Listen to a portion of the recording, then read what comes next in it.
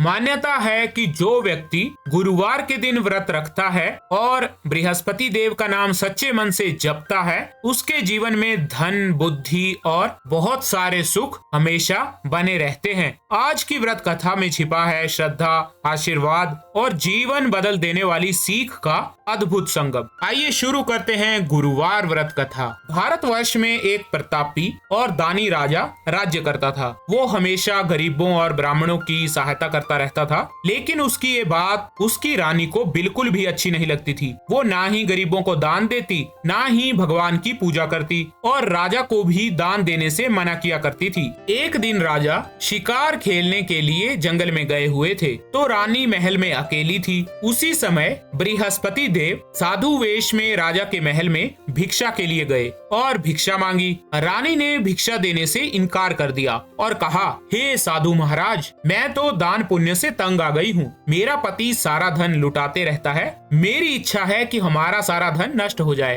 फिर ना रहेगा बांस, ना बजेगी बांसुरी। साधु ने कहा, देवी तुम तो बड़ी विचित्र हो। धन, संतान तो सभी चाहते हैं। यदि तुम्हारे पास धन अधिक है तो भूखों को भोजन दो, प्यासों के लिए प्याऊ बनवाओ, मुसाफिरों के लिए धर्मशालाएं खुलवाओ। जो गरीब लोग अपनी कन्याओं का विवाह नहीं कर सकते, उनका विवाह करा दो। ऐसे और कई काम हैं जिनके करने से तुम्हारा यश लोक और परलोक में फैलेगा। लेकिन रानी पर इस उपदेश का कोई प्रभाव नहीं पड़ा। रानी बोली, हे साधु महात्मा, आप मुझे बिल्कुल भी कुछ न समझाइए। मैं ऐसा धन बिल्कुल नहीं चाहती जो हर जगह बांटती फिरूं। तो इस पर साधु ने उत्तर दिया, यदि तुम्हारी ऐसी ही इच्छा है तो तुम ऐसा करना कि गुरुवार को घर लीपकर पीली मिट्टी से अपना सिर धोकर स्नान करना, फिर कपड़े धोना। ऐसा करने से तुम्हारा सारा धन नष्ट हो जाएगा। इतना कहकर वो साधु महाराज वहाँ से लोप हो गए। साधु के अनुसार कही बातों को पूरा करते हुए रानी को केवल 3 गुरुवार ही बीते थे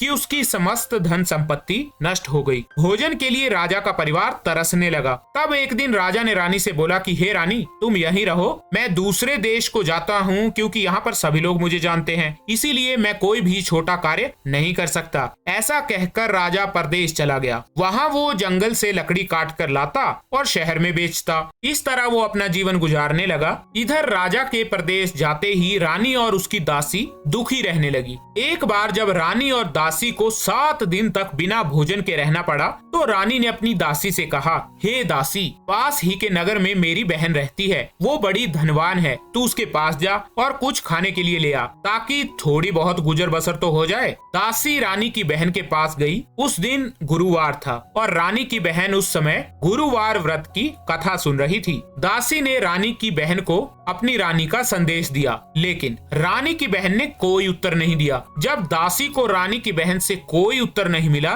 तो वो और ज्यादा दुखी हो गई और उसे क्रोध भी आया। दासी ने वापस आकर अपनी रानी को सारी बात बता दी, तो रानी ने भी अपने भाग्य को कोसा। उधर रानी की बहन ने सोचा कि मेरी बहन की दासी आई थी परंतु मैं उससे कुछ नहीं बोली, इससे वो बहुत दुखी हुई होगी। इसके बाद कथा सुनकर और पूजन समाप्त करने के बाद वो अपनी बहन के घर आई और कहने लगी, हे बहन, मैं गुरुवार व्रत की कथा सुन रही थी। तुम्हारी दासी मेरे घर आई थी परंतु जब तक कथा होती है तब तक ना उठते हैं ना कुछ बोलते हैं, इसीलिए मैं नहीं बोली। तो उसने अपनी बहन से पूछा कि तुम्हारी दासी मेरे यहाँ क्यों आई थी? तो रानी बोली, बहन, अब तुमसे क्या छिपाऊं, हमारे घर में खाने तक को अनाज नहीं है। ऐसा कहते कहते रानी रोने लग गई। उसने दासी समेत पिछले 7 दिनों से भूखे रहने की बात अपनी बहन को विस्तार पूर्वक सुना दी। रानी की बहन बोली, देखो बहन, भगवान बृहस्पति देव सबकी मनोकामनाओं को पूर्ण करते हैं। देखो, शायद तुम्हारे घर में अनाज रखा हो।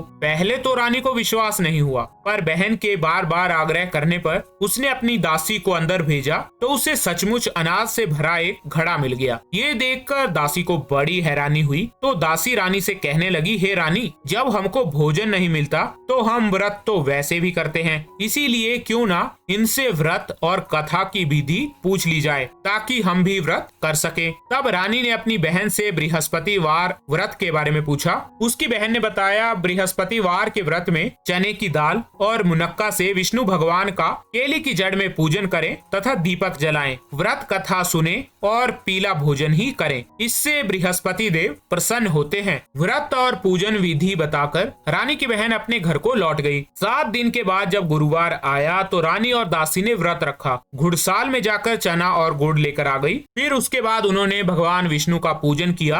अब समस्या ये थी कि पीला भोजन कहाँ से आए। इस बात को लेकर वो दोनों बहुत दुखी थी, क्योंकि उन्होंने व्रत रखा था, इसीलिए बृहस्पति देव उनसे प्रसन्न थे। इसीलिए वो एक साधारण व्यक्ति का रूप धारण कर 2 थालों में सुंदर पीला भोजन दासी को दे गए। भोजन पाकर दासी प्रसन्न हुई और फिर रानी के साथ मिलकर उन दोनों ने भोजन ग्रहण किया। उसके बाद वो दोनों गुरुवार को व्रत और पूजन करने लगी। बृहस्पति भगवान की कृपा से उनके पास फिर से धन संपत्ति आ गई, परंतु रानी फिर से पहले की तरह आलस्य करने लगी। तब दासी बोली, देखो रानी, तुम पहले भी इस प्रकार आलस्य करती थी, तुम्हें धन रखने में कष्ट होता था, इस कारण सभी धन नष्ट हो गया, और अब जब भगवान बृहस्पति की कृपा से धन मिला है तो तुम्हें फिर से आलस्य हो रहा है। रानी को समझाते हुए दासी बोली कि बड़ी मुसीबतों के बाद हमने ये धन पाया है, इसीलिए हमें दान पुण्य करना चाहिए, भूखे मनुष्यों को भोजन कराना चाहिए, धन को शुभ कार्यों में खर्च करना चाहिए, जिससे तुम्हारे कुल का भी यश बढ़ेगा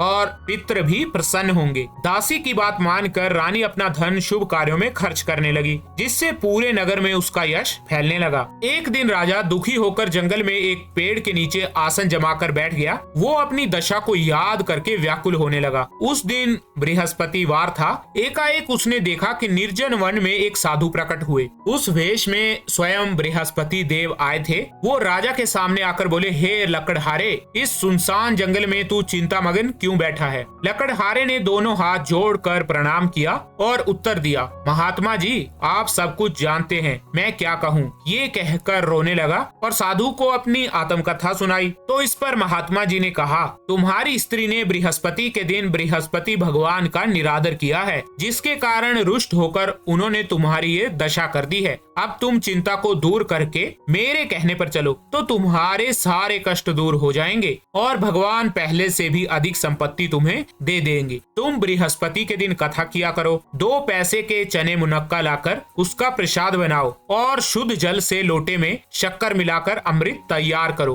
कथा के पश्चात अपने सारे परिवार और सुनने वाले प्रेमियों में प्रसाद बांटकर खुद भी ग्रहण करो। ऐसा करने से भगवान तुम्हारी सारी मनोकामनाएं पूरी करेंगे। साधु के ऐसे वचन सुनकर लकड़हारा बोला, हे प्रभु, मुझे लकड़ी बेचकर इतना पैसा नहीं मिलता जिससे भोजन के बाद कुछ बचा सकूं। तो साधु ने कहा, हे लकड़हारे, तुम किसी बात की चिंता मत करो। बृहस्पति के दिन तुम रोजाना की तरह लकड़ियां लेकर शहर को जाओ। तुमको रोज से दुगना धन प्राप्त होगा, जिससे तुम भली भांति भोजन कर लोगे और बृहस्पति देव की पूजा का भी सामान आ जाएगा। इतना कहकर साधु अंतर्ध्यान हो गए। धीरे धीरे समय व्यतीत होने पर फिर से बृहस्पतिवार का दिन आया और वो लकड़हारा जंगल से लकड़ी काट कर एक शहर में बेचने को गया। उसे उस दिन और दिन से अधिक पैसा मिला। तो उस लकड़हारे ने, जो कि राजा था, उसने चना गुड़ आदि लाकर गुरुवार का व्रत किया। उस दिन से उसके सभी क्लेश दूर हो गए। परंतु जब दोबारा गुरुवार का दिन आया तो वो बृहस्पतिवार का व्रत करना भूल गया। इसी कारण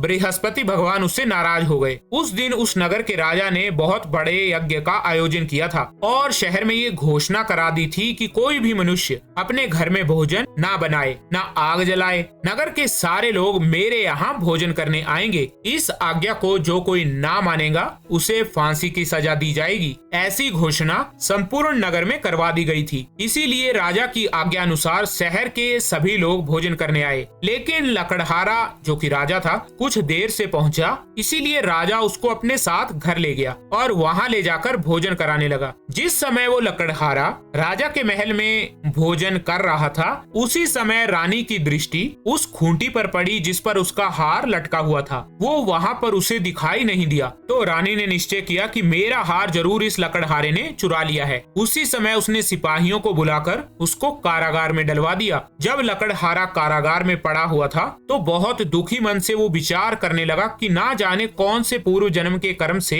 मुझे ये दुख प्राप्त हुआ है, और उसी साधु को याद करने लगा लगा जो कि जंगल में उसे मिला था। उसी समय तत्काल बृहस्पति देव साधु के रूप में प्रकट हुए और उसकी दशा को देखकर कहने लगे, अरे मूर्ख, तूने बृहस्पति देव की कथा नहीं करी, इस कारण तुझे दुख प्राप्त हुआ है। अब चिंता मत कर, बृहस्पतिवार के दिन कारागार के दरवाजे पर 4 पैसे पड़े मिलेंगे तुझे, उनसे तू बृहस्पति देव की पूजा करना, तेरे सभी कष्ट दूर हो जाएंगे। बृहस्पति के दिन उसे 4 पैसे मिले। लकड़हारे ने कथा कही। उसी रात्रि को बृहस्पति देव ने उस नगर के राजा को स्वप्न में कहा, हे राजा, तुमने जिस आदमी को कारागार में बंद कर दिया है वो निर्दोष है, वो राजा है, उसे छोड़ देना। रानी का हार उसी खूंटी पर लटका है, अगर तू ऐसा नहीं करेगा तो मैं तेरे राज्य को नष्ट कर दूंगा। इस तरह रात्रि के स्वप्न को देखकर राजा सुबह उठा और खूंटी पर हार देखकर लकड़हारे को बुलाकर क्षमा मांगी तथा उसे सुंदर वस्त्र और आभूषण देकर विदा कर दिया।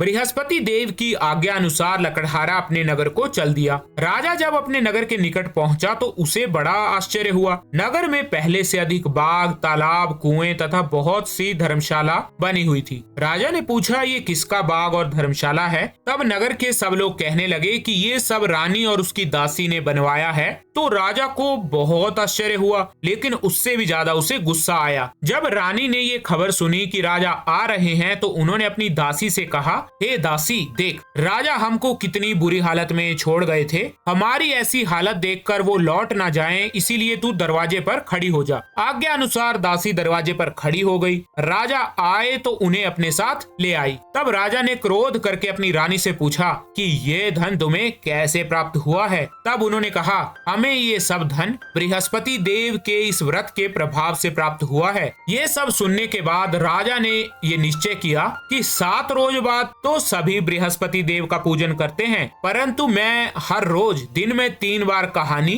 किया करूंगा। अब हर समय राजा के दुपट्टे में चने की दाल बंधी रहती थी और वो दिन में 3 बार कथा कहता। एक रोज राजा ने विचार किया कि चलो अपने बहन के यहाँ हो आए। इस तरह का निश्चय करके राजा अपने घोड़े पर सवार होकर अपनी बहन के यहाँ को चलने लगा। मार्ग में उसने देखा कि कुछ आदमी एक मुर्दे को लिए जा रहे हैं। उन्हें रोककर राजा कहने लगा, अरे भाइयों, मेरी बृहस्पति देव की कथा सुन लो। वो बोले, लो, हमारा तो यहाँ आदमी मर गया है और इसको अपनी कथा की पड़ी है। परंतु कुछ आदमी बोले, अच्छा कहो, हम तुम्हारी भी कथा सुनेंगे। राजा ने दाल निकाली और जब कथा आधी हुई थी कि मुर्दा हिलने लग गया और जब कथा समाप्त हो गई तो राम राम करके वो मुर्दा उठकर खड़ा हो गया। आगे मार्ग में उसे एक किसान खेत में हल चलाता मिला। राजा ने उसे देख उससे कहा, अरे भैया, तुम मेरी बृहस्पतिवार की कथा सुन लो। किसान बोला, जब तक मैं तेरी कथा सुनूंगा तब तक ये पूरा खेत जोत लूंगा, जा अपनी कथा किसी और को सुनाना। इस तरह राजा आगे चलने लगा।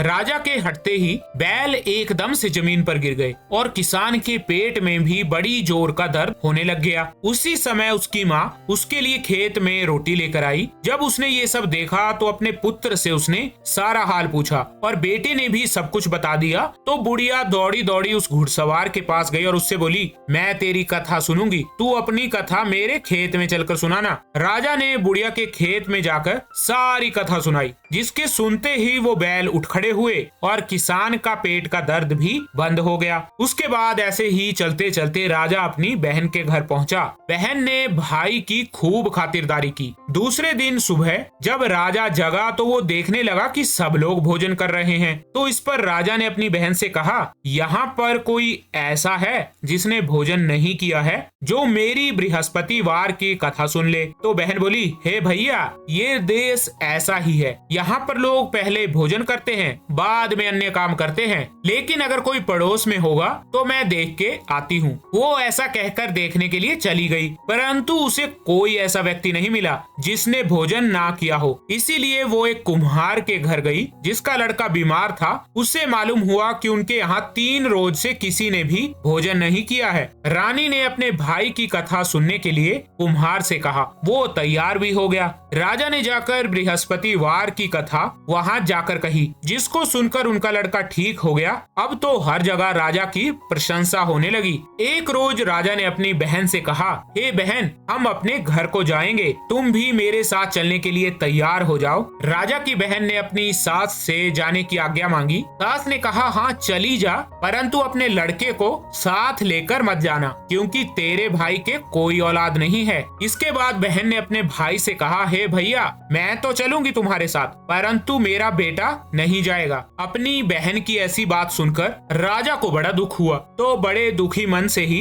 राजा अकेला ही अपने नगर को लौट आया। राजा ने अपनी रानी से सब कुछ कहा और चुपचाप बिना भोजन किए ही शैया पर लेट गया। तो रानी बोली, हे प्रभु, बृहस्पति देव ने हमें सब कुछ दिया है, वो हमें औलाद भी अवश्य देंगे। उसी रात को बृहस्पति देव ने राजा से स्वप्न में कहा, हे राजा, उठ, सारी सोच त्याग दे, तेरी रानी गर्भ से है। राजा को ये बात सुनते ही बड़ी प्रसन्नता हुई और 9वें महीने में उसकी पत्नी के गर्भ से एक सुंदर पुत्र पैदा हुआ। तब राजा बोला, हे रानी, स्त्री बिना भोजन के रह सकती है, पर बिना कहे नहीं रह सकती। जब मेरी बहन यहाँ आए तो तुम उससे कुछ मत कहना। रानी ने सुनकर हाँ में जवाब दे दिया। जब राजा की बहन ने ये शुभ समाचार सुना तो वो बहुत खुश हुई और शुभकामनाएं देने अपने भाई के यहाँ आई। तब रानी ने कहा, जब तुम्हारे भाई ने तुम्हें बुलाया था तब तो तुम नहीं आई, अब जरूर आ गई हो। तो राजा की बहन ने कहा, भाभी, मैं इस प्रकार ना कहती तो तुम्हें औलाद कैसे मिलती। बृहस्पति देव ऐसे ही है, जैसी जिसके मन में कामनाएं हैं वो सभी कामनाओं को पूर्ण करते हैं। जो सद्भावना पूर्वक बृहस्पतिवार का व्रत करता है एवं कथा पढ़ता है अथवा सुनता है या दूसरों को सुनाता है, बृहस्पति देव उसकी सभी मनोकामनाओं को पूर्ण करते हैं।